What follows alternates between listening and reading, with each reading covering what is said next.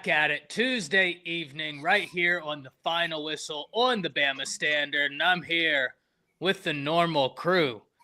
Dan, how you doing? Always good, brother. Chris? Roll Tide Tuesday. Roll Tide, man. We're on a playoff run, so you know I'm good. The man with the dusty helmet. It's playoff time. Let's effing go. And I need to dust my helmet. That's a name. That's a name. There's someone probably watching that thinks that's a euphemism right now. That is, I mean, he seriously had a dusty helmet. That's my OnlyFans number, name, or is it Dusty Helmet? Yeah, Dusty Helmet. Will you dust off my helmet? That's your pickup. Dirty helmet. What I told all the ladies at the booth. Oh boy, I'm gonna stop that right now. Matt, how are you? I'm doing good. It's Oklahoma week. I'm ready to see the Tide roll. We're gonna get into it. I'm with the Avengers. Let's go. And as always, Lucian, how you doing? Tuesday, party time. Bama's rolling. I'm excited to talk about it. You know, before we jump into everything, guys, we always need to give thanks, one, to being here, two, to all of the people watching. We understand that the two most valuable resources you have is time and health, and you are giving us your time. And speaking of health, we also have to give a shout out to a company that never needs Cialis because they stay rock hard. Petty, let us know about Lambstone. Stone hard. I'm so jealous of your segues into my own company that I can't even come up with. Gosh, that's such gold. But man, speaking of staying rock hard and having some rock hard stone around your house, have you ever dreamed of having beautiful natural stone in or around your home? Don't settle for subpar materials. Check out Lambstone Company's selection of natural stone products to meet all of your project needs. Lambstone is located in Aniana, Alabama, and is one of the oldest, most trusted sources in the state. Tell them we sent you by using the promo code the Bama Standard and receive 10% off your first purchase. Check them out at Real Rock Co. and see all their great stone selections. Keeping you hard. Hey, you don't gotta get hard if you stay hard. You know what I mean? You know some old Bama fans. What exactly are we promoting? Man, we are out of the we are off the rails out of the gate. Listen, I was a little bit under the weather last week from traveling, but I'm back healthy now, and I figured I'd come out swinging. All right, so I gotta stake my claim on this. But guys, I want to talk about another person who may be staking their claim for Alabama. A guy who hasn't had the most opportunities, but every time he gets an opportunity, it seems like he's making something happen. And of course, we're looking at that running back room, and we're talking about Richard Young. I'm going to keep y'all on your toes. You think we're going straight down the line to talk about this? We are not. I'm going to be cold calling each of you, so stay ready. Chris, Richard Young. Chris, man, I've never seen your eyes that awake.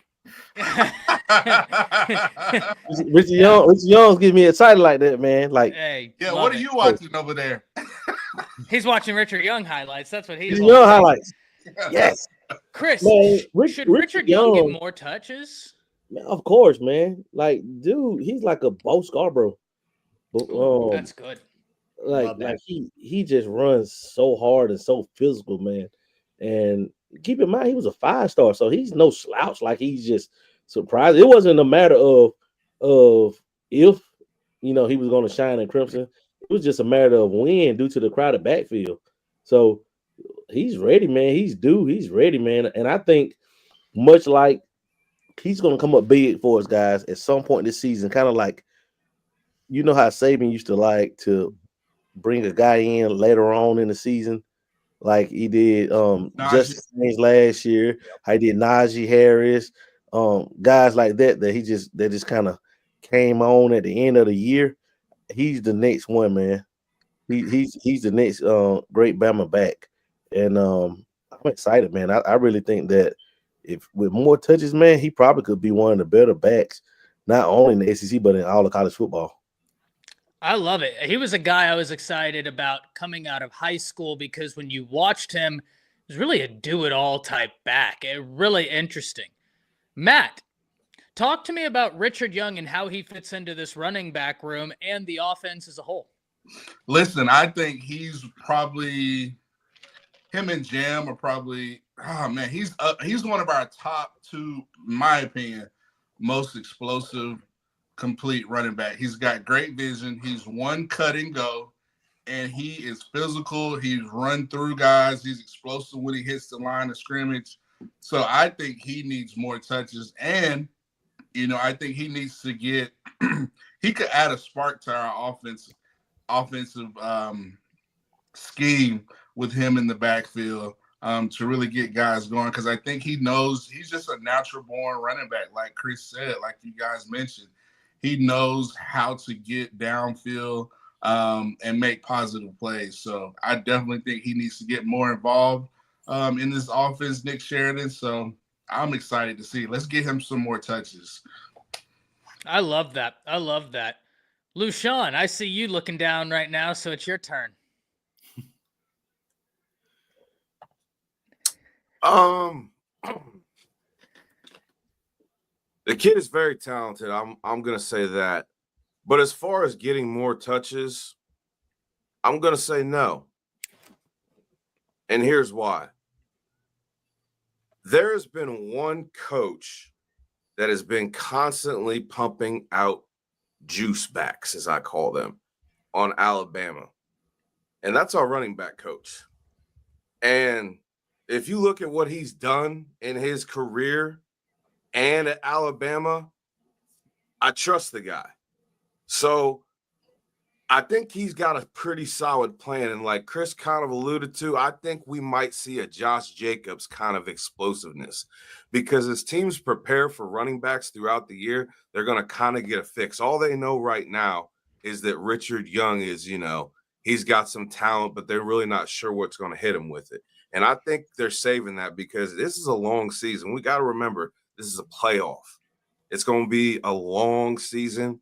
Teams are going to be beat up. And there ain't nothing better than hitting somebody straight in the face with a 215-pound monster out the backfield.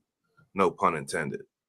But I feel like this is just on schedule. I don't think he needs to get more. I think we just need to be patient and let this offense go. Do we need to run the ball more? Absolutely. Now that can be spread out evenly, but I think we just need to run the ball more as a whole and trust in what this offense can do. I love that. Patience isn't something I'm very good at, but I think that's a great take by you, especially looking at the percentage of run plays, increasing that. It will open up the passing game. It will do everything. Dan, I want to pass this to you, talking about Richard Young, and I want to give you something to kind of think about.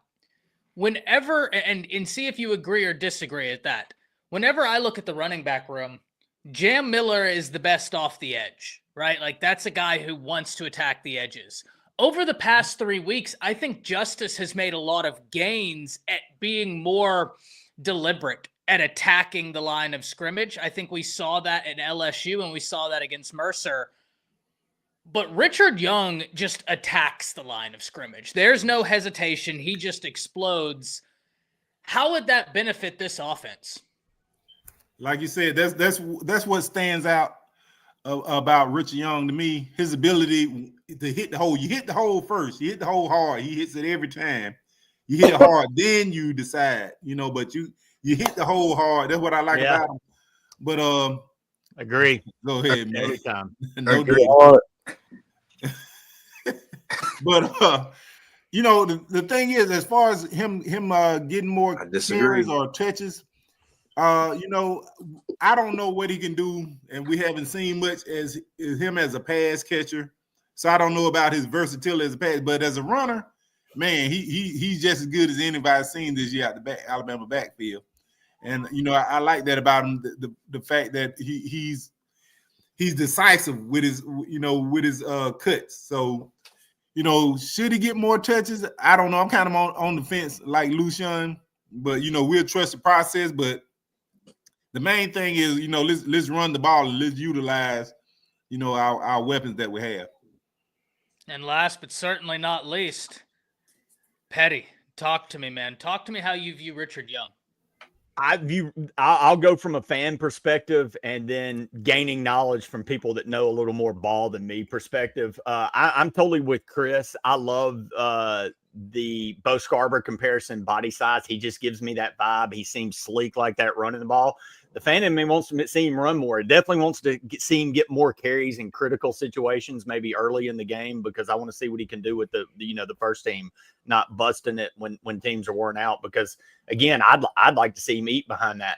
But he is a freshman, and one of the things I don't know, because we haven't seen him in enough time, and this is coming from, I was on a show last night with Smoke Dixon, and Tyler Siskey was chiming in, and one of the things you talk about, and this is especially holds true with young running backs coming into a college system, to run the ball, you got to be able to block first. And I don't know what his pass protection game is like yet. I haven't seen him do it in game, because a lot of time he's in mop-up duty. He's not having to do a lot of pass pro against, Russian linebackers and whatnot. But to run the ball, you got to do it. And a lot of times that's the biggest struggle. Running the ball is not a problem for a kid going from high school to college. You run the rock, you can run the rock. But that's the problem. When you were in high school, that's all you did. You were the dude. They gave you the ball and you ran and scored a damn touchdown. You didn't have to do pass pro, do all the extra things that come along with being a college back. So I guess my one hesitation, and this is where you got to kind of trust the coaches and what they see in practice. I don't know if he's there yet in the pass pro. And that's where you kind of worry. You're going to put him in a critical situation in the first quarter of a game, and he'll miss a key block or something. You can't really have that yet. But I don't know. Again, that's coming from people that know it a little better than me. And and that's not saying he can't do it. He may be able to do that, and he may be the best at it that's ever been. Just haven't seen it yet. And I don't know if that is throwing it out there is just maybe a possibility while we're not seeing him in bigger situations yet. Because again, that's the hardest thing to overcome. There's no doubt running the ball, man. He's got that Bo Scarborough. He just looks like one of those dudes, and I'd love to see him get more carries in critical times. Chris, go ahead. He's in year 2, so I guarantee you, Gillespie has him ready for pass pro. Because that's something that high school backs should be able to do. Like, like good high school programs, that back. So Richard Young, it's not like he's a scat back or something. He's a big kid, man. Like, dude is huge. Like, yeah, but a lot of these kids aren't always coming from programs where they're just the guy. Hell, a lot of them are the quarterback in high school where they just snap it to him and run. But just watching him, man, I just think it just comes to the fact of just seniority, man. Basically, you know what I'm saying? It's like it's just seniority. Like, everybody had to wait their turn. Like Jace had to wait his turn. Ever since we hit this pipeline, I think the last bat that didn't have to wait their turn probably was Yeldon, maybe. And look, man, Haynes and Miller have had their spots where they've looked, and he's got 3 good backs in front of him: Haynes, Miller, and Milrow. So he's yeah. No, that point the other way. That's petty. Sorry. Wait, this way. Ty's about to drop some stuff on me from the blow. Oh man! Get out! Get out! I said, get out! No, I think, Petty, that's a great point.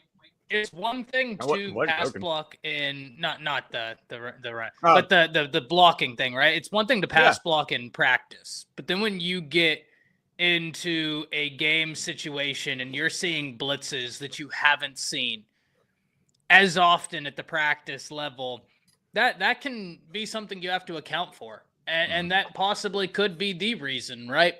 But I agree with everyone here. I think Richard Young is a guy that, as we expand the usage of the running game, I'd like to expand his touches, because I don't think there's another back on the roster that I've seen thus far that attacks the line of scrimmage like Richard Young does. He just does it with another gear.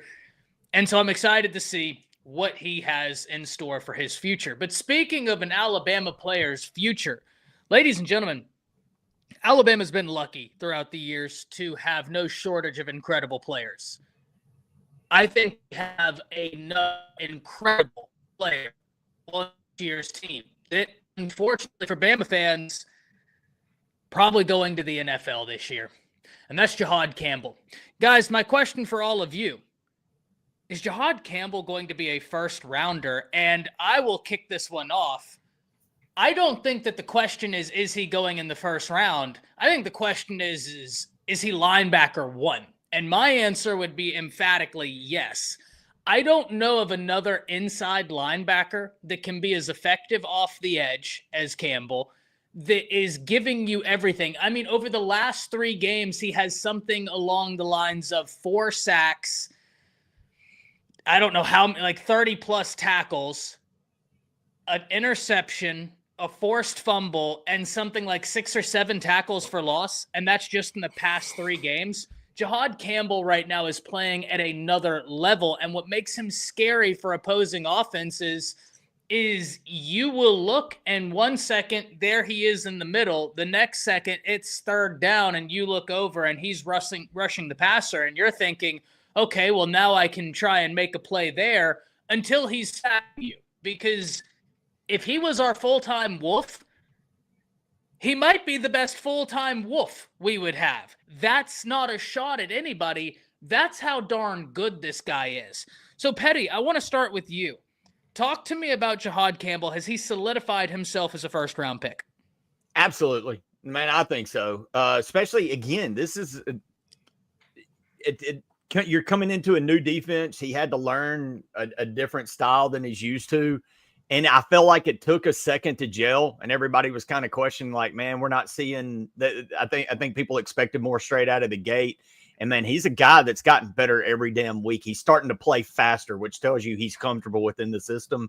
And I mean, he's all over the field right now. There's 3 or 4 guys in the SEC that are completely disrupting other offenses. The big defensive lineman, Alfred Collins at Texas, is one of them. That dude's a freak. But the other one that's flashing right now, the last few Saturdays, if you're just watching casually college football, is Jihaad Campbell. He's all over the field. He's just making big play after big play. Look, I know Rusal's making all these fun interceptions and one-handed dives and stuff, but the steady machine right now is Campbell. And I'm like you say, Mondon, I believe, from Georgia, is believed to be one of the top linebackers that's getting looked at. But I think Campbell's playing his way right there with him right now, because I think he's actually outplaying him on the field. Yeah, don't get me wrong. I think that Mondon's a good player, he's great good player. But when I look at the versatility that Campbell will give any NFL system, that's where I'm like, I don't know of another inside backer that gives you that. Dare I say Micah Parsons is... Man, I know this is crazy, but I was watching an old Bama game. He's got a Cornelius Bennett look. I know that's nuts comparison, and that's going real old for all you kids out there. Go back and watch him 80s linebacking from Alabama, but Cornelius Bennett would play a lot of coverage, was all over the field, and was a damn stud. He would rush, he would go into coverage, and he could do it all. Hey, in addition to Michael Parsons, I would say Isaiah Simmons that played at Clemson. Okay. But it wasn't he more of a safety prospect? He was cheetah for Clemson, so he'd drop back, wouldn't he? Well, I mean, just somebody long that gotcha. Like I guarantee you, he could play more than just linebacker. He's that athletic, man. Jihaad Campbell is a freak. And we haven't even seen everything he could do. Yeah, I mean, he came to Alabama as a 5-star edge. So, Chris, has he solidified himself as a first-round pick? Without a doubt, he solidified himself as a top half of the first-round pick. The dude, he's gonna kill the combine, man. He's going to kill the combine. He's going to finish the season off strong. And he's going to be the highest drafted Bama linebacker since who, fellas? He won't go as high as Rolando. Rolando went like 6 or something? Yeah, 5, I believe, to the Raiders. Where did Hightower go? When he top 10? Like in the 20s, I think. Or the 20s. Oh, yeah, that's right. He was at the Patriots. I'm a dumbass. That was in the lower 20s. Yeah. He probably 15, 20 range, but I think he might go high. Did we have another? Who else was it? Was it Rashawn Evans? Who else went first round? Sean Evans didn't go to late, like 32, I believe. It was somebody we had. I'm trying to remember. CJ Mosley. They're saying Will or Dallas. Man, maybe Dallas, but I know they considered Dallas and Will. Yeah, Dallas went middle round. We're middle first round. I think we're talking more of like dedicated inside line. Yeah, yeah. right? So, like, yeah, Will Yeah, Anderson he's was a monster. Will's but- an edge. Yeah, but it could be. I think he's going to be up there as high as anybody. Eric saying D'Amico. Who was it that you had in mind, Chris? no, it was inside. I was thinking CJ Mosley. Where did he go? He went Wasn't he 16? Yeah, 16 to Baltimore, something like that. Yeah, he's gonna be somewhere. And thing about it, I think that's where he's at right now. I think his stock can continue to increase if he dominates and finishes out strong like he's been playing with his hair on fire. Dude could slip up in that top 10. He'll be the first one of the first defensive players off the board. Because I mean, it's not too many that's playing better than him in college football right now. Love it. Love it. I'm trying to find when he was drafted. He was picked 17. I was one off. CJ? Yeah, CJ was 17. I was one off. I think Campbell could go like 16 or top 15. Yeah, me too. Someone saying Reuben Foster out. I thought he dropped. He went to the second, didn't he? No. Yeah, he didn't. No, he was late. He went 32nd to the Yeah. He went 31st to the 49ers because of the stuff that happened before when at the medical stuff. Well, and that was one of Saban's more famous player interviews he had about Reuben. They were asking With him, the they candy said, striper. yeah, he said, well, I mean, if you want, the best guy in the locker room, he's probably not your guy. If you want a guy that's going to kill somebody on the football field, sign him up. So it was he was the type that needed to go to a strong locker room. Yeah. Which is why Bama was great. He would have. I think Reuben going to Bama and not Auburn was the greatest move of his career. I don't think he would have ever became what he became. It'd have been another Blackman. What's your boy name? Blackman. Mm-hmm. Trey Blackman. Yeah, from Auburn. Yeah. Dan, talk to me about Jihaad Campbell and his first round status. Well, you said one word, and that was versatility. When the middle linebacker has kind of become devalued, but the versatility that Jihaad Campbell brings, his ability to move around, the ability to rush the passer, be an every down linebacker, his ability to coverage. So without a doubt, I think that would make him, definitely a first round pick. And we're probably talking about the Butkus Award winner. So that's how high I'm thinking of. I think right now he's nearly 90 tackles and 5 sacks. And he's really coming on strong at the right time when Bama needs him. So yeah, without a doubt, I'm looking probably middle to upper first round pick. Matt, talk to me. Yeah, I mean, you're looking at a guy 6'3", 250, playing sideline to sideline, play inside, play edge.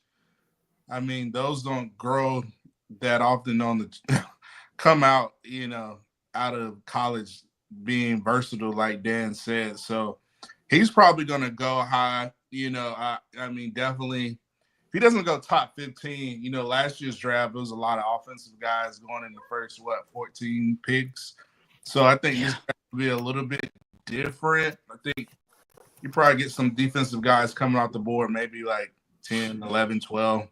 And then I think it's one team that's looking at him because they love Alabama players, and that's the Detroit Lions. I think somebody like Dan Campbell, you put Jihaad Campbell, they love Alabama players. I think they would try to trade up. You look at somebody like the Tampa Bay Buccaneers, Todd Bowles, look at what he wants to do.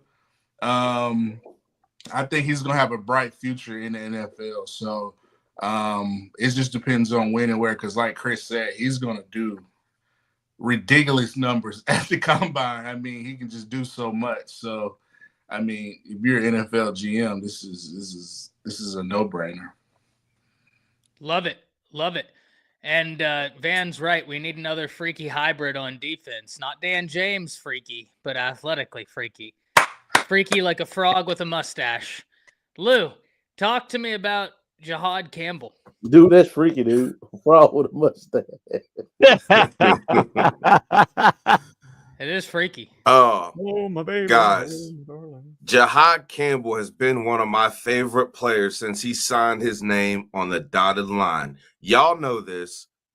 This dude has brought back something that has been extinct at Alabama for the last few years, and that's linebacker U. He has reestablished something. He has made the position at Alabama scary again. Is Jihaad Campbell solidified his first-round pick? I think that's an insult to who we're talking about. This dude keeps his level of play where he's at. He's not only going to be the first linebacker taken, he's going to be the first defensive player taken off the board. Because I'm telling you, what we've seen right now is just scratching the surface of how he's going to be used. And NFL owners aren't just looking at what he does on the field. If you haven't heard this young man off the field, his message to his team, the decisiveness he speaks with, that right there is a defensive coordinator's dream in the NFL. A guy that can come in and demand hard work from a locker room, that can elevate his teammates and at the same time hold them accountable. He's the entire package. He's not just an amazing football player. He's an amazing young man. First round pick, I'm saying he's going to be the first defensive player overall because this is a talent that you're just not going to waste. I know you're going to say, Lou, Bama's just like that. Yeah, Bama's like that. And we do that. And we did it again with Jihaad Campbell. It's going to be fascinating to see Lou where he ends up. Through the wall. I'm ready to run through the wall, Lou. Yeah, that was great. I'm fascinated to see where he goes because that defense, if it is the Lions, that's scary. That's not fair. That's scary if it's the Lions. They love him and Branch him and Branch destroying people. That's just God. They love Bama. I'm a Lions fan. First round. They get the defensive end back. But so does Washington.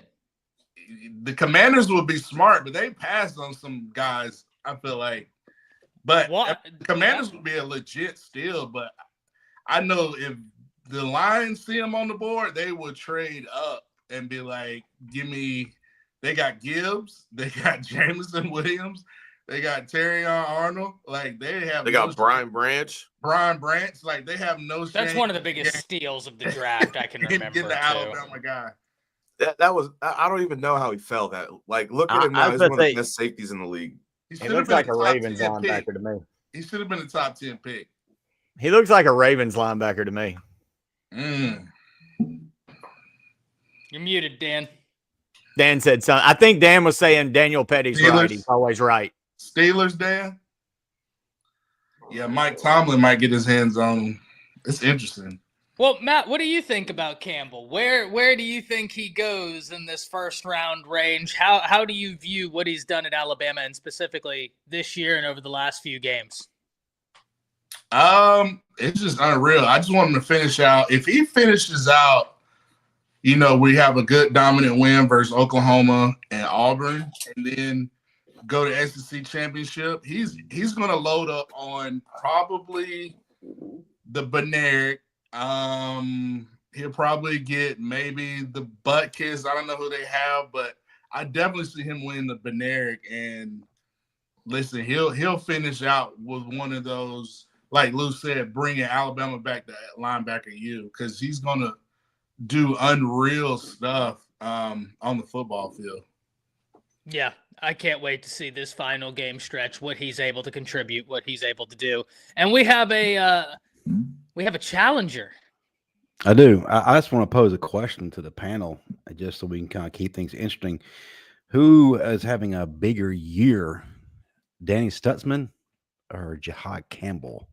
Can I go first? Because absolutely, because I know you like to delve into other teams other than those who wear crimson and white. Danny is that dude. I know we don't see a lot of them being Bama fans, but he's an unsung hero on a Oklahoma team that is trying to find themselves right now. Danny Stutzman's awesome. Yeah, Danny Stutzman is a monster, guys. He really is. And he embodies the linebacker position and leadership so well for Oklahoma. He could have gone to the draft last year, came back because he wanted to play that first season with his guys in the SEC. He's the heartbeat of that Oklahoma team. Jihaad Campbell's better.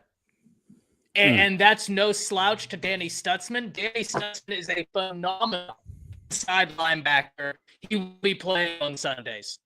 The guy is truly one of the better linebackers in the nation. I think whenever we get to the short list of Butkus candidates, they'll see each other on that list. But Jihaad Campbell is still in the process of learning how to become an inside linebacker. And over the past few games, what he's been able to do shows me something that every team should be terrified of. When I look at Danny Stutzman, that's a complete product right now. That's not to say he can't get better, but he is well coached. He is bought in. What should scare everybody not named Alabama, I think Jihaad Campbell is just now starting to feel real comfortable, get real consistent, and I think he's just scratching the surface. Well said. Anybody else want to contribute? There's an awkward pause, and now I don't know what to do. There was an awkward pause. I think it is. You just said it. I mean, I agree. The versatility in what he's able to do with, it's like in an NFL defense, the more valuable a player is what can this guy do for my defense? And Jihaad Campbell, name me one thing the dude cannot do. That's why I like that. Like I made the Cornelius, because hey, he can do it all. He's in coverage. He's rushing off the end. I mean, he's tracking guys sideline to sideline, and that's the one you really want to see is that sideline to sideline speed. That's what NFL put, because that puts you in any spot as an NFL linebacker. Now Campbell's special, man. He's the deal. He's an Alabama linebacker. When you look in the pantheon of Alabama linebackers, his Campbell's name's now up there. Yeah, I mean, and that's go ahead, special place. Well, you beat me to it, Petty. I just texted y'all this weekend something very similar. I was like, hey, I'm putting Campbell up with the best linebackers we've had at Alabama. I think the ability is there.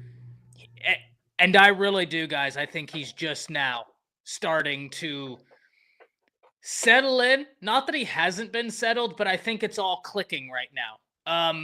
He is still learning, but I think he's really right now ramping up. And that should terrify everybody. Because if this isn't the best Jihaad Campbell, if the best is yet to come, that's a top 10 pick. If he ramps up and continues what he's done for the rest of the season, he might go top 10. That's how highly I view Jihaad Campbell. I think he's incredible. But guys, I'll tell you what else is incredible. I had a little nice coconut top and a nice little luau bottom, but I lost it, right? It got lost in baggage. But fear not, we are still going to an island. Petty, I see you brought your shades, and now hit us with that sweet, sweet music.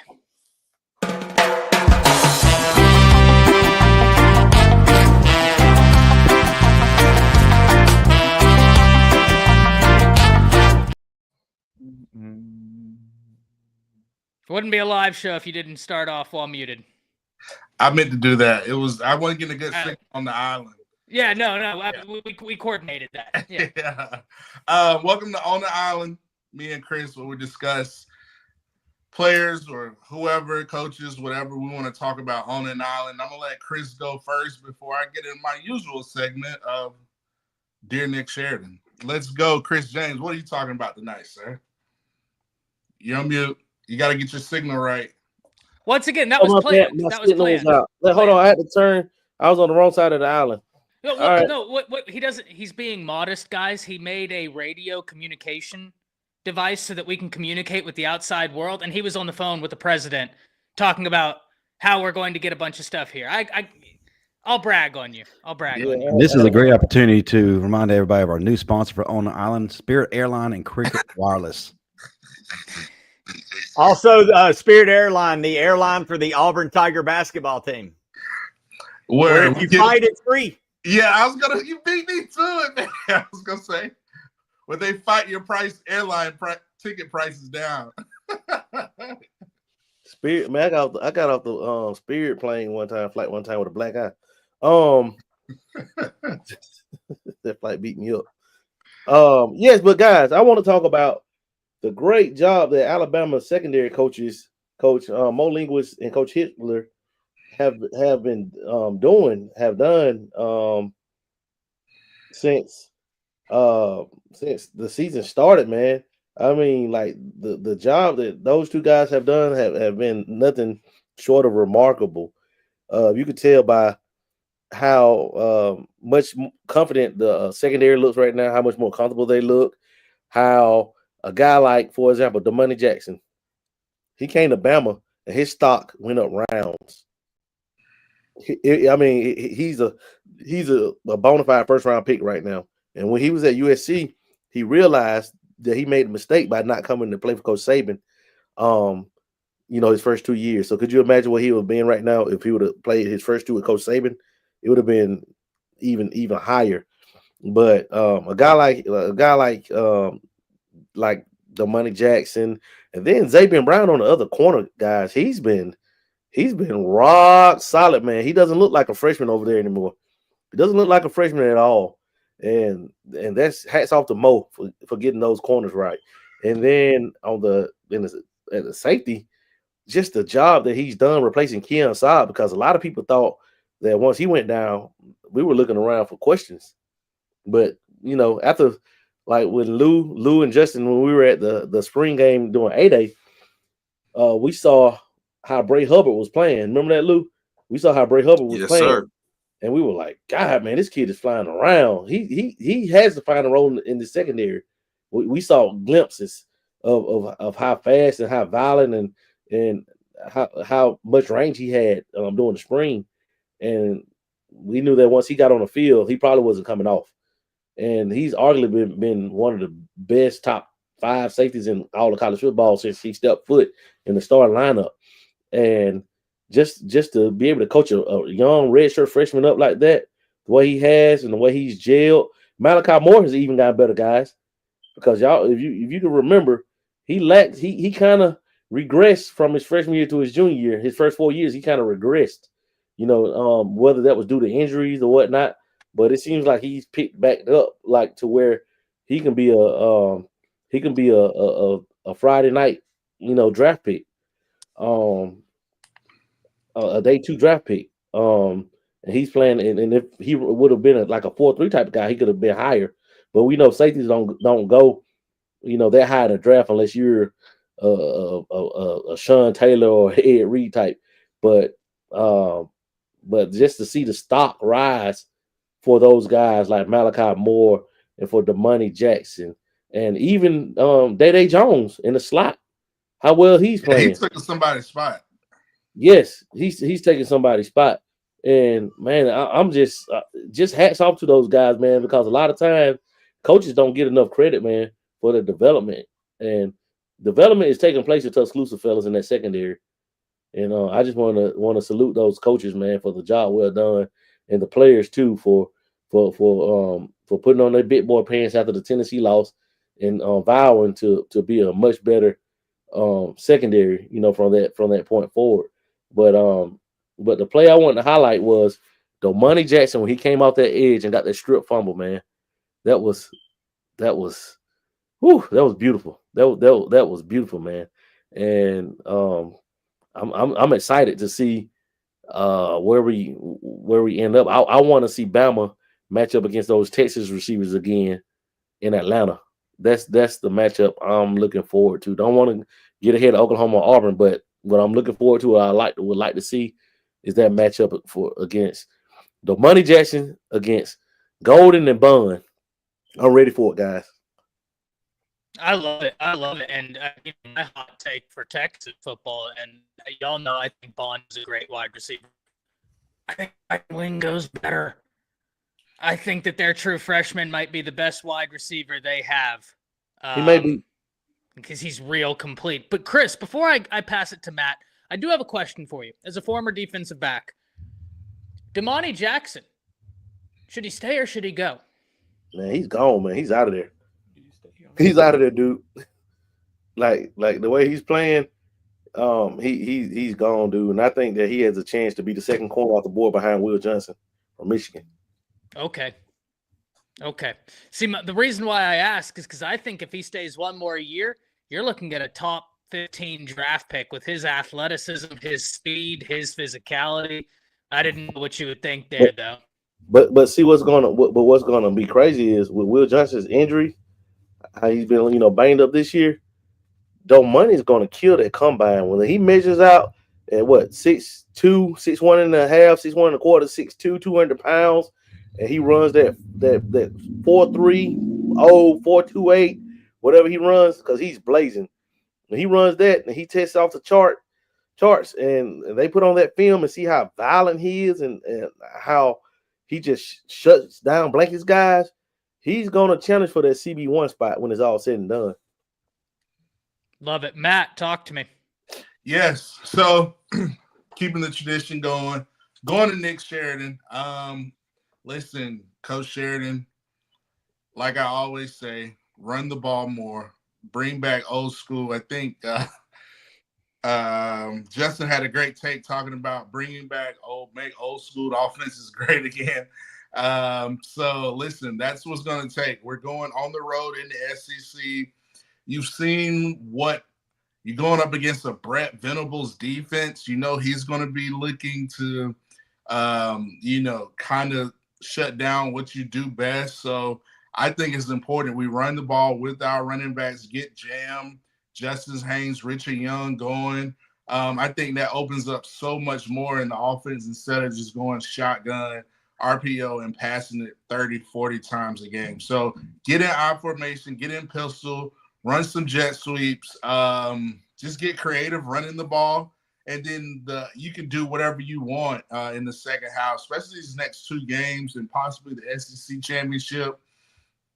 We're going to need to run the ball because you can run the ball and win the game easily. You can be out the broadcast booth with like 4 minutes left in the coach's box, being on the sideline if you just run the ball. So I think that's important for Nick Sheridan, is just to run the ball and not run it out of shotgun so much. Brett Venables is going to be looking at the LSU tape, looking at what they've done. So he's going to be trying to stop that. So we got to be able to evolve from that. And I just think running the ball, pistol heavy, I formation, I think that's just going to be the key for us to win on the road and finish the season strong. So, because Brett Venables, he's going to have his guys going. So run the ball. Love it. And as we've ventured to the island, now we have to get to the part that scares everybody. Because with all the good times comes the danger. And luckily for us, we have a guy to navigate us through the danger zone. Lou, talk to us. It's simple.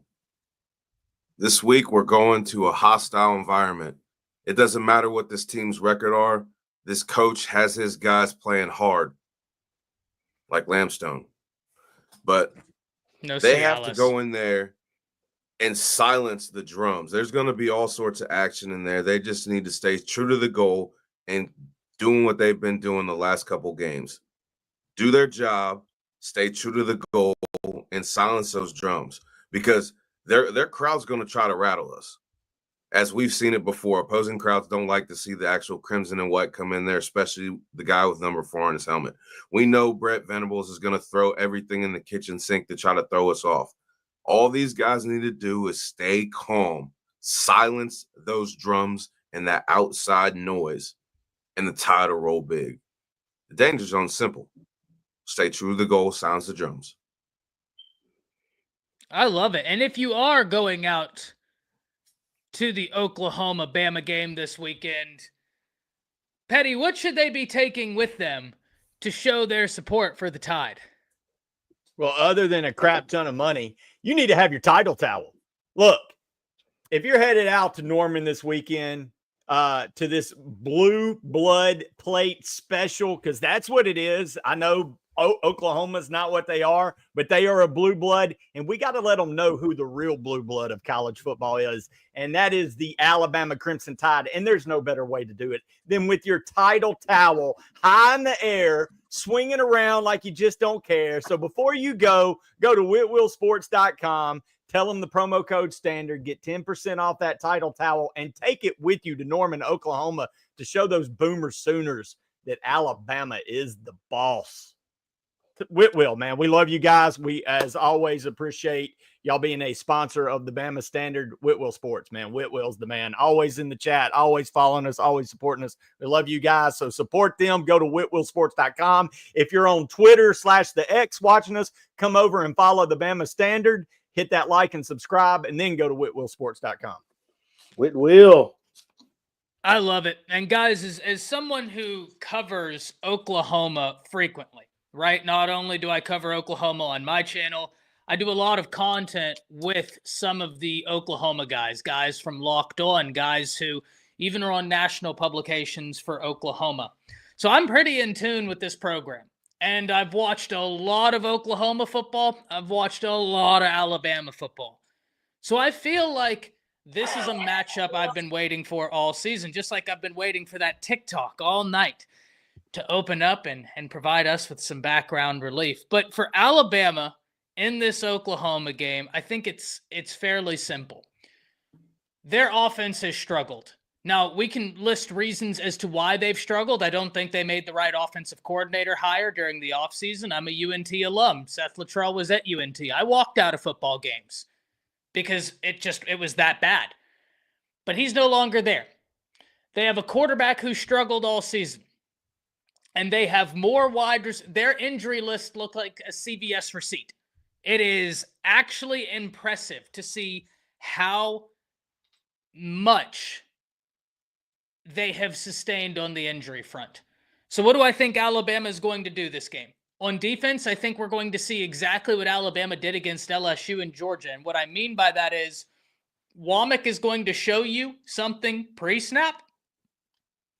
You're going to see something totally different post-snap. You're going to line up again, and you're going to look at Alabama's defensive formation, and you're going to say, hey, they were lined up in something almost exactly like this last time. And then we're going to show you something different. And that's going to happen for about 10 or 12 times until the quarterback and everybody is so confused on what is happening, they don't know what to do. They don't have the weapons on the outside to really threaten Alabama deep, and they're not throwing the ball deep. They haven't really established a run game, but I do want to say there is a freshman they have, Xavier Robinson.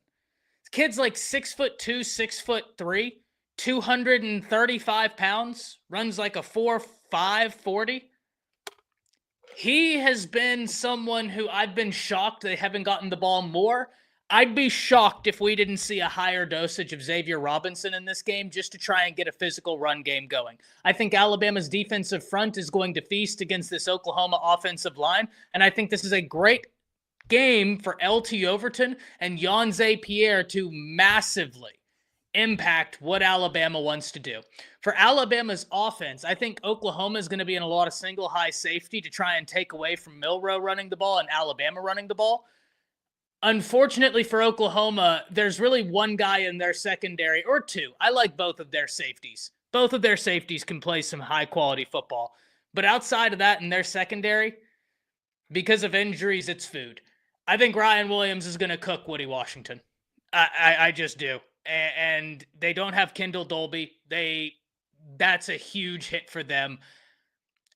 Oklahoma is going to play Alabama hard. Why? Because it's Alabama. Because Brent Venables is approaching the hot seat.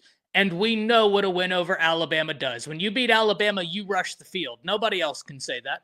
There's not another team in this country that can have that same quality. A win over Alabama provides a lot of alleviation for Brent Venables. So they're going to come with everything they have. But I like Alabama in this game. I like Alabama 34-10. Dan. More than alleviation. Yeah, you beat Alabama. He might get another contract extension. Dan, what are you thinking? Wouldn't be a live show if you weren't muted.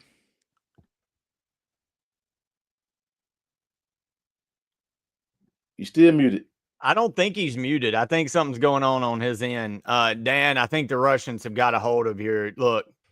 I don't know what you gave those ladies at the club and number. I hope you didn't give them any passwords because they've gotten in, buddy. You better pay that cricket bill.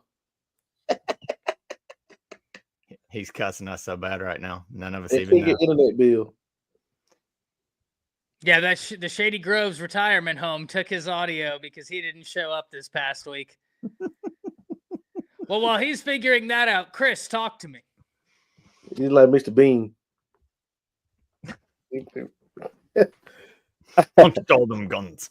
Yeah. It's the only line he ever said. Guys, I believe that Oklahoma is going to put up a valiant fight. Like, because they have guys too, but it's just that they don't, at the quarterback position, they're lacking so bad that it's going to be hard for them to sustain drives. Therefore, their defense is going to be on the field all night tired. And I just think Miro and company is going to go to work. And I'm thinking Bama's going to go in and impose their will. And I'm not even sure if Oklahoma's going to score a touchdown unless it's self-inflicted. So I'm going to go give them a couple field goals. I'm going to go Bama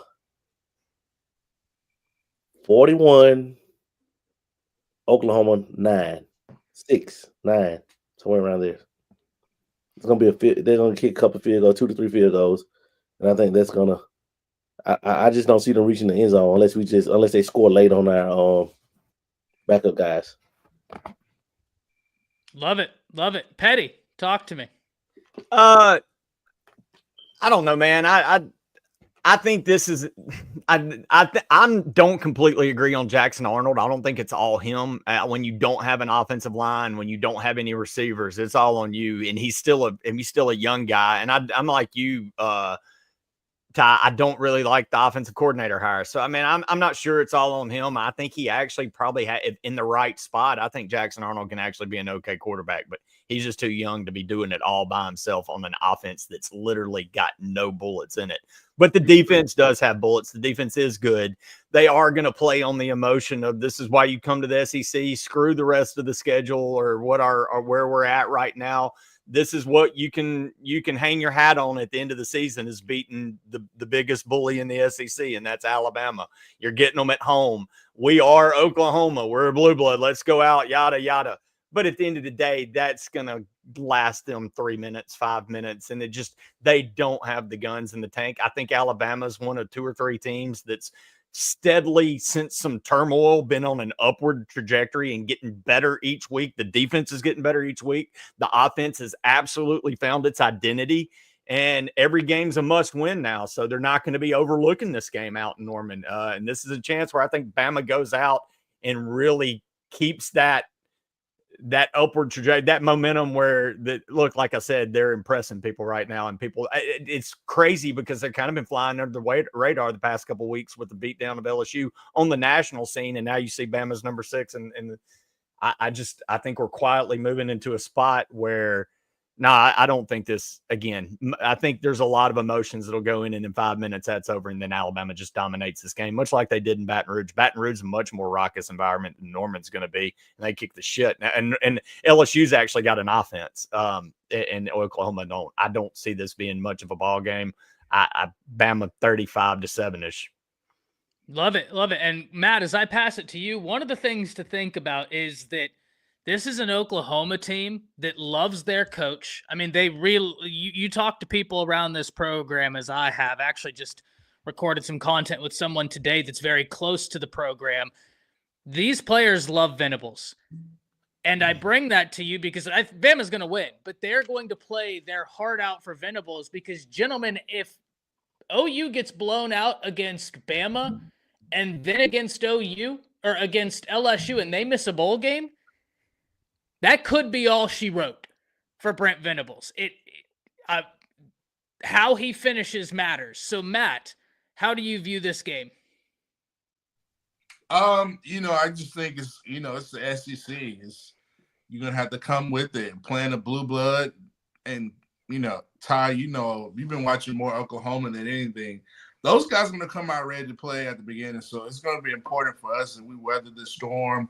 We take the fight to them. Don't overlook them. Come prepared. Stay focused. Be in a hostile environment. And go out there and play, because Venable's going to have these guys playing. They're coming off a bye week. So it's, don't be surprised they try to throw some things out there, try to confuse us, but we just got to go out there and take it to them, silence the crowd, and empty the stadium in Norman, just like we did in Baton Rouge. So like you said, Ty, I think, we already know we're in the playoff, and we've had to transition and had some tough learning lessons, obviously Vanderbilt and Tennessee. So I think these guys are focused and putting in the work. I think the coaching staff knows how to, know their personnel and know how to scout, and they got a good system going. So we just got to go out there and execute. But I just want Bama to win convincingly. And like I said earlier, I just want us to run the ball and win the game. I just think it just makes your game so much easier. You can play complementary football offensively, defensively, keep the defense off the field, keep those guys fresh, milk the clock. Have the clock running. It just pays dividends for us. So, yeah, win conventionally and run the ball. Winning it, I think that would make me so proud. Love it. And we all want to make Matt proud. Lou, round us out. I'm going to go at this from a different angle. I think the message stays the same. I don't think anything changes as far as what Kalen DeBoer and Kane Womack is giving a message to this team. They're still on a mission, and this mission is still very serious. And I don't think that they're taking Oklahoma lightly at all. I think that they're going to go into Oklahoma knowing that they have to do certain things because people still don't respect them. And they're out there playing for their respect every Saturday because they've been disrespected all season. And I think Jihaad Campbell and Tyler Booker and company are going to have this team playing at a high level of intensity because it's going to take intensity. Like we said, this is a Brent Venables defense. You're going to need to hit them in the face for 4 quarters. And that's something that we've seen as of late this Alabama team do, is hit for 4 quarters. And if we do that, and when we do that, they're not going to be standing. I don't think they're going to be standing too much into the second half, but we have to stay on it. We cannot go lightly on this team in any way, shape, or form, and I don't think they will. I'm not going to do a score because it depends on what type of game we get into. I think if we run the ball, it's going to stay in the mid 30s. But if, like Ty said, if Ryan Williams gets to cooking and Jalen gets in that little groove, who knows? It's about how they show up and play in the first couple plays. I agree, guys. And sorry, guys, Dan's streaming through Netflix tonight, so he's having some buffer issues. Yeah. Listen, it happens at Netflix. Come on, man. Dan's getting ready for his fight with the one of them church deacons. Well, listen. Netflix will get it fixed whenever Jake Paul goes to box Joe Biden next, right? So, oh my God, when he pushes Butterbean down the stairs for $40 million. Bring back Butterbean. I would love to see Butterbean. Hey, this is gonna be the first time in history that the main card was the first fight, because President Biden sleep by 6. He's gonna be asleep by 6:30. Yeah. So hey, listen, that's just good business. But you know what? It's that time in the show that I wait for every single week. We have an unhinged individual on this panel who y'all send messages, and I get to listen to him read them, and it is a treat. Petty, talk to us. Man, I was worried. I wasn't getting any mail this week, and luckily in the last hours, people started flooding in with the questions. And as always, I thank you, fans, for continuing with your great questions, and I hope I can continue to answer them greatly. A house elf was holding your mail and not giving it to you. It happened to Harry Potter. It happened to you. I hear you. Look, man, you got to escape. You got to escape at the post on Sunday. Bill from Branson Do you see anybody in these last few weeks with the ability to steal a spot in the playoffs? And of the teams that are jockeying for a spot in the SEC, who has the biggest wart on the resume? Actually, I do see a team stealing, man. I think the biggest games to watch this weekend outside of your favorite team, SEC, Alabama, Oklahoma, whatever, Indiana, Ohio State, is, man, you better be watching BYU. They're catching Arizona State, a team everybody's somewhat sleeping on who can absolutely slip into the Big 12 championship right now. And coming off that loss to Kansas, I think BYU is susceptible, and I think Arizona State pops them at home this weekend. And then on the flip side, Colorado, hey, man, Prime has got them rolling right now, and they are headed to all of a sudden giant killer Kansas. 2 weeks in a row, beat Iowa State, go out to Provo and do the Provo float and beat BYU. And now they are coming home to catch a red-hot Colorado. That is going to be one hell of a game. But those are the two teams. Colorado and Arizona State can end up in the Big 12 championship where everybody's been talking BYU all year, and whoever wins that's going to end up with a bye. That's your team that sneaks in. Biggest warts. Ooh, in a year where there's a lot of warts. That was kind of a tough one. You've got Tennessee that's, I don't know if they're holding the Arkansas loss against them. I know they beat Bama. Maybe there's nothing else on the schedule. But I think there's little doubt that Kentucky has already turned to basketball season. They're going to be Ole Miss and O in the SEC. And, I mean, that's rough for the Rebels right now. That home loss to Kentucky is probably going to cost the Rebels a home game in the playoffs because it looks like if they can win out, they're probably going to be in it. But their penance is going to be going on the road somewhere cold up north. All right, great question, Bill. John Boy from Sneed, Alabama. What are your thoughts on Senator Tuberville's comments about the changes that need to be made in college football? Very interesting question. Boy, he went really deep. And I'm going to start out. I do agree. He made a comment that there needs to be like contracts and players just leaving overnight, yada, yada. He's right. I agree with that, even though, you know, he just leaves in the middle of the night if it's in a pine box. But what I want to get to is later on in Tuberville's statement was the fact that he doesn't like that teams or coaches now can just go buy a team from year to year and win championships, and pointed at Indiana and Kirk Cignetti. Hold on. Excuse me, Tuberville? You don't fucking like what? You don't like that teams and coaches can buy players?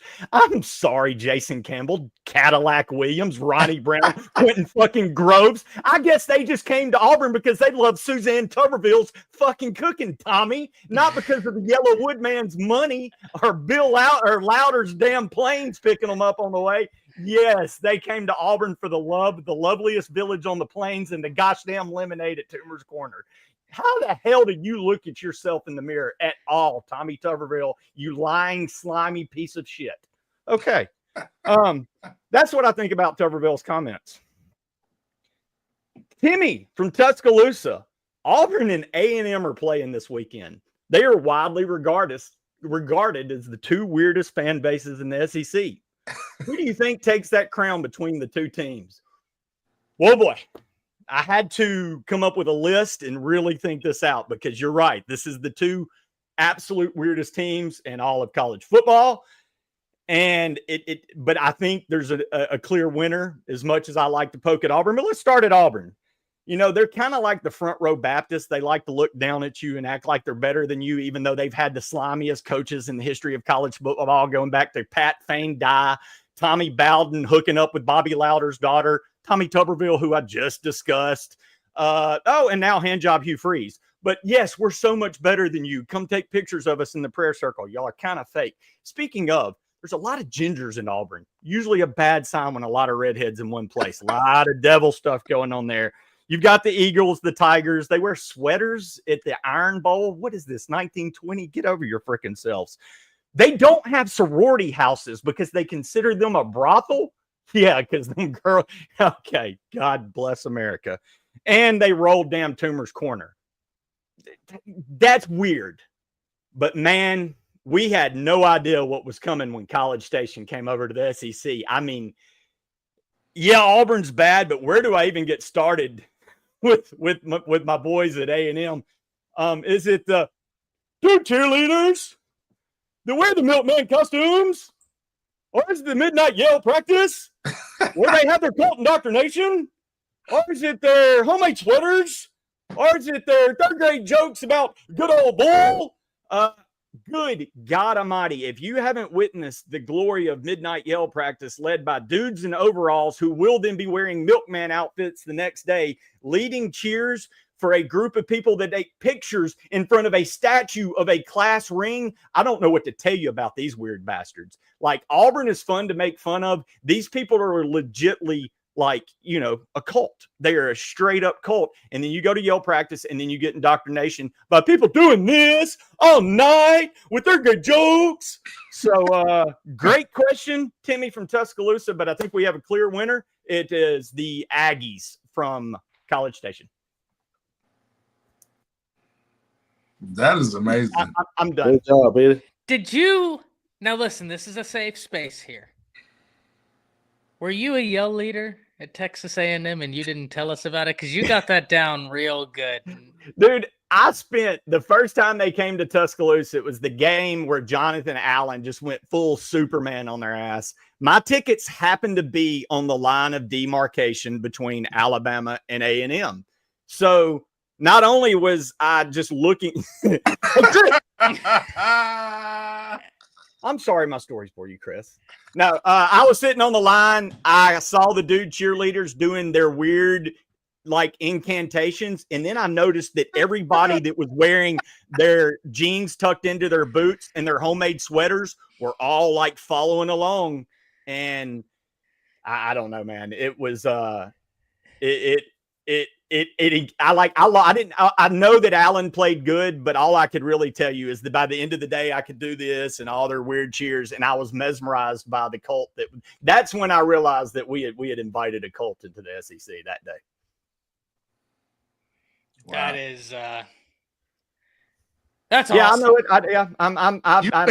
it. You went in on top of it. Good. It's like you got some bent up emotion about him being at Ole Miss thing on the Auburn. Well, it's just not. He's such a piece of shit. Like, I'm not leaving Oxford unless it's in a pine box. Good. Then he goes to Auburn and he does the thumb and flames out. But dude, he was at Texas Tech and literally left a dinner with recruits in the middle of dinner and quit the Texas Tech job to go take the job and suck at Cincinnati. Like, he just didn't. And he didn't. I mean, he's so stupid.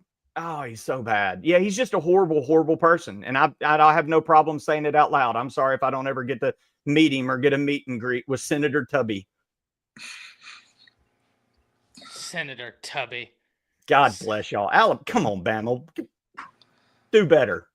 Well, listen, we're at the point of the show where we're getting into the question and answer portion. But before we get there, guys, I have a captive audience right now.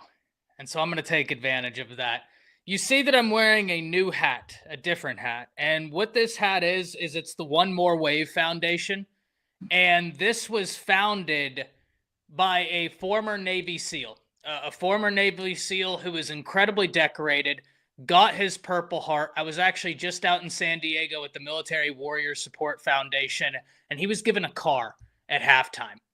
Not only did this individual sacrifice everything for his family, for his country, going and serving in incredible missions, in getting multiple medals of valor, and like I said, that Purple Heart, that wasn't enough for him. He came back to the States and wanted to continue a life of service, and now he's real heavily involved with and one of the lead members of the One More Wave Foundation. Now, what the One More Wave Foundation is it gets veterans who may be in some sort of disability or are just struggling with some of the things they've gone through. And it gets those guys out and they go surfing. And they do it with other veterans, with other individuals to get them in a place where they're either more comfortable talking about things or they just have an outlet to hang out with people, to go do something fun, to learn a new hobby. And it was honestly an incredibly transformative experience going out to San Diego, hanging out with Rob, learning about him, learning about his beautiful family, seeing the joy on his face when he was gifted a car, and a big shout out to San Diego State University who allowed us to do it on the field. It was an incredible experience. But if you were ever in a position to give, if you were on my shows on Monday, I ask that you don't donate to my show, donate to One More Wave, because they are doing incredibly impactful work, and it's far more impactful than any work I've ever done on a Monday live stream. And so I wanted to take a moment to talk about this incredible organization while I had a captive audience. Nice. Salute to our servicemen. Donate to a great cause. Yeah, it was incredible. It was absolutely incredible. But on to the Q&A. What's first? Good stuff. What Will Sports says, is everybody now in agreement that playing in the SEC championship game is important? Yeah, I agree. And we need to go win that bad boy too. Yep. Scared money don't make money. Yeah, just go win it now and get that bye, and then you end up probably playing some. I mean, yeah, I've changed my tune in 7 days. But I do think it's dependent on what team. Like, if you're Bama right now rolling in, I don't think there's any fear of either of the two Texas teams. Go beat one of them and get that bye. But for some other teams, nah, man, maybe you've got some injury issues. You don't want to go face another Bama, Georgia, Texas, or whatever. If you're safely in, take that week off and then go catch an Indiana or someone else, But see, the thing about it, Bama doesn't, knock on wood, lose in Atlanta. We take it, we take that personal. We take it very personal. Like, Atlanta is where we go and we don't lose in Atlanta. Yeah, it's like the oath. We're not gonna lose. I don't care what it takes. We're not gonna lose in Atlanta. Yeah, I'm still of the mindset that it really just depends, and it's kind of the same deal either way. And why I say that, the one big advantage is getting that home playoff game. Outside of that, you're either experiencing a bye when everybody else is playing the SEC championship game, or you're experiencing a bye during that week of playoffs. Gentlemen, there's a very good probability that, let's say Bama gets Indiana in that first week of the SEC, or the first week of the playoffs. That's an easier game than whoever the SEC championship is, right? I think it's important to win it. I'd love to win it. I just am of the mindset that if Alabama doesn't make it, I'm still in a position where we are in a real good spot, because we technically get the week off that all these other teams are going to be playing. And so you get your bye just at a different time.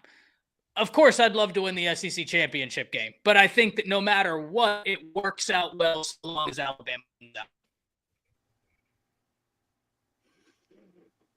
Yep. Kelso, how do you punish a loss in the SEC championship game? Who wins this one? Petty, I agree with you. You just answered it real easy. But I think there's a caveat. Well, I say that, no, because if Texas beats Texas A&M to get there, they do have a quality win. I was going to say, if Texas loses and they have 2 losses and no quality wins, where does that put them? But I think the A&M scratches that. No, you can't penalize a team for going to a championship. I don't think they'll do it. I think that would set a precedence because of all the money that goes into that game. Because Lane Kiffin's already uttered the words that coaches are saying quietly behind closed doors. No, we kind of really don't want to play in this game and play another SEC juggernaut when we could go play some other Big Ten team or Boise State or some shit. So, I mean, it's already kind of being whispered. If they penalize a team for losing that, oh, hell, you're about to have some problems with teams not wanting to go for it, because it because hell, it ain't worth it if it can cost you going to the playoffs. 100%. 100%. Yeah. What radio said? Chickens. Basically. And plus, TCU lost in the championship game, and they still got in the playoffs. So over Bama. So you really can't go against what you did with TCU. So that's my take. Sam asks, is Deontay Lawson a first day, second day, or third day draft pick? He's all 3.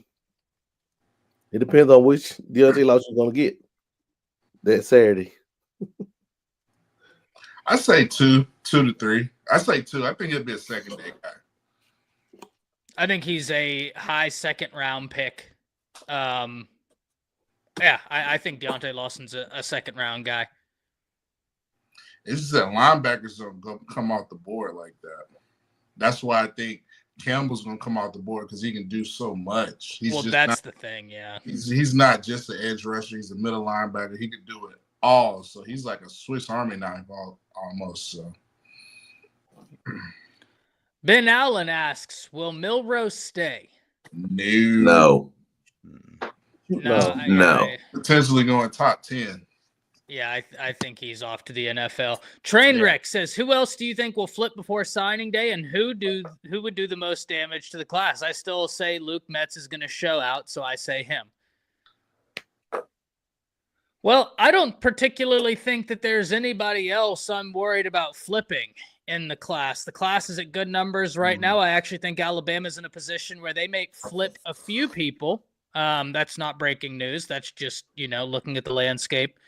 And they might be able to get a few big wins. But I don't know, guys. I think Courtney Morgan is keeping the class at a good amount of numbers so that he has work in the transfer portal to do. So that if there's names in the portal, he can go grab them. Because Bama's batting 1,000 in the transfer portal from this past year.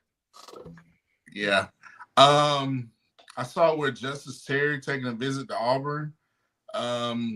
Lou, you know anything about Justice Terry? Is he still a big heavy Georgia lean, or?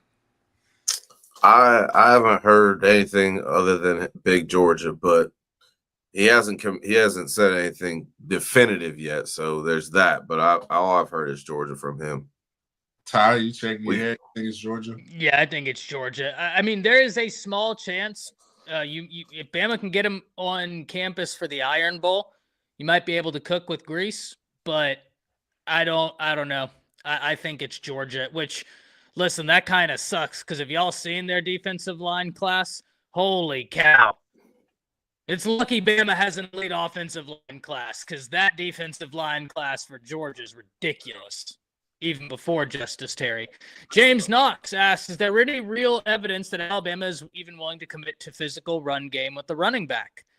Ooh, that's a great question. That's a good question. There you go, Matt. Matt's in contact with Sheridan. So what is it, Matt? I really do think DeBoer has kind of put more emphasis on the play calling. So I do think there is some light at the end of the tunnel. I go back to that Tennessee game when we came out of halftime and we just ran the ball with the running backs for like 6 straight plays and got in the end zone. So I do think that's something DeBoer is going to try to really focus on. And I just think they just got to have creative schemes like counters and different formations and quick, different type of running styles to get the running backs going. Because Jam Miller's explosive, Justice Haynes can handle his business, and Richard Young. So I think our whole running back room is lethal. So I'll say this: I think there's potential, but I need Sheridan to really dial into that potential of commit to the running game with the running backs consistently, like all game, even on third down, run it. Ben Allen asks, how's Milroe not win the Heisman? Who else has come close to his stats? I think it's Hunter and Jenny. Cam Travis Ward. Hunter is the best football player in college football. Well, and Cam Ward has put up insane stats at quarterback. Dylan Gabriel's stats are insane. Genty. Hey, but both those guys' stats aren't as good as the guy that's not getting the pub over there in Oxford. Just saying. One thing that Milroe got better stats than both Gabriel and Ward. I think both Ward and Gabriel shouldn't be on it. I think it should be. Now, I think Milroe should be on it because I do agree. You look at his numbers, total yards, total touchdowns, the way he leads the team. I think Milroe absolutely should be ahead of Gabriel and Cam Ward. But it's a guy in Boulder, Colorado. That's what we said. Travis Hunter. Yeah, Travis Hunter's best player in college football. Yeah, he's going to probably win it. He should. The big thing that Milroe has the benefit of is that 100% right, Petty. at the University of Alabama, and he's going to be in front of a lot of television sets. You know, if he goes out and balls out versus Oklahoma, balls out versus Auburn, balls out in the SEC championship, 9 times out of 10, he's probably going to get a really good invite, at least. But I still think it's Travis Hunter probably get the most votes. Genty probably come in second. And then, you know, after that, it's kind of a toss-up between guys like Milroe, Cam Ward. Yeah. So one of the things that someone brought up to me, and this is someone real tapped in with football that I thought was an interesting thing, is the problem with, like, let's say Dylan Gabriel's there, then you have Genty and Hunter, is if we look at the history of West Coast players winning it, it's going to be hard as they're splitting the votes amongst each other because so many of the voters are East Coast and they don't even watch the damn games. They just look at the stat sheets. That's the only thing, and that's why I did give you a Cam Ward, is I'm not even giving you the list I would have. I'm giving you the list I think that the voters are going to have. And it's a quarterback award. I do think Travis Hunter will probably win it, but I think that one of the things that's going to hurt Genty is the fact that you have he and Hunter on the West Coast. And that's just shown to be tough when these voters are geriatric and asleep at that point. Now, look, I don't think I do agree, though. If Bama keeps winning, you win a title. It's what you say, Matt. Milroe's going to 100%. He should out be there. But the people selling, I don't care what he plays in. Watch Travis Hunter play football. He plays it at a high level. He's making plays. Yeah. He's making plays normal humans don't make. I don't care who it's against. Travis Hunter, and he doesn't come off the field. It's the dude's a freak. All right, what do we got next? Gingers have no soul. They have gingeritis. Someone watches South Park. I love it. I love it. And the last one, Justin. Ty looking like Ryan Day. Absolutely not. Absolutely not. If we could give a quick 5-minute timeout to Ephraim, that would be fantastic. Hey, Van, I think Hugh Freeze uses the underpants gnomes method to victory. Massage parlor plus question mark equals success. Sorry. Chris. This is a Christian family show, Petty. How dare you? Yeah, crazy. How dare you? All right. Gentlemen, it's been an hour and 22 minutes. We need to go ahead and head out of here. Chris is asleep up there. So, Chris, I'm going to start with you. That way you can tell people where they can find you before you pass out and we don't get this opportunity again. Bedtime, man. Oh, you can find me on Facebook at Chris K. James Sr. On Instagram at final_Wilson_Chris. On X at Coach Chris James. And you can find me on Dan's couch probably Saturday, falling asleep watching football, waiting to Alabama kickoff. So, boy, you're gonna be asleep before the 6:30. Before he even finishes the promo. Yeah, he's already. You're gonna catch me watching Bama. Bama. We'll get you a mattress promo sponsorship. This is brought to you by Sleep Number and Serta. Serta. Whenever Chris goes to count to sheep, he gets to 3. Lushan, where can they find you? You can find me on Facebook and Instagram, Lucian Graves, on X, Rolu241. And on Tuesday nights, you can find me chopping it up with the Avengers, discussing the greatest football team in the land. Also, and you heard it first here, by the future Heisman Trophy winner at the University of Alabama, Mr. Jalen Milroe. He calling it. Yeah, plan on being. Yeah, I'm calling it. Electrifying. The word is for electrifying. He is electrifying with the ball in his hands. Everybody else kind of needs somebody else's help to do something. Jalen Milroe. Listen, he balls out. He's got Alabama's on the national stage. That's something Colorado kind of doesn't have outside the Big 12 championship. Genty, you kind of don't see him that. But if Jalen Miro balls out these next 2-3 weeks, he's definitely gonna get an invite, and he can, like Ty said, he could get those Southern East Coast votes with ease. So he could throw a wrench in it for sure. But yeah, follow me. I'll be watching offensive running game styles that way I can talk to Nick Sheridan. Follow me on Twitter. But at the end of the day, follow me every Tuesday night here on the Final Whistle, where we'll be trying to keep Chris awake. Petty. Man, Petty_Daniel on the Twitter X. It's Daniel Petty at the face page. And you can find me on Monday nights at the opening kick, 7 Central, with my man, Coach Gerald Smoke Dixon. I think next Monday, Siski may be joining us. And then I think he's probably going to join the show sometime with these guys, the Avengers in the off season too. We've been talking. So, no, check us out Monday, Iron Bowl week. We're going to have Siski on, and he's always got some amazing stories. But more important than anything, Tuesday nights with the Avengers, 8 Central. I mean, look, if you haven't been paying attention, this is the best hour in all of sports. It's so good. It puts Chris right to sleep. With that said, man, as always, I guess we Daniel Pitt, that's all I've got to say. Look, Monday, Tuesdays. Oh shit, I did miss one. Thursday nights, going hard in the paint.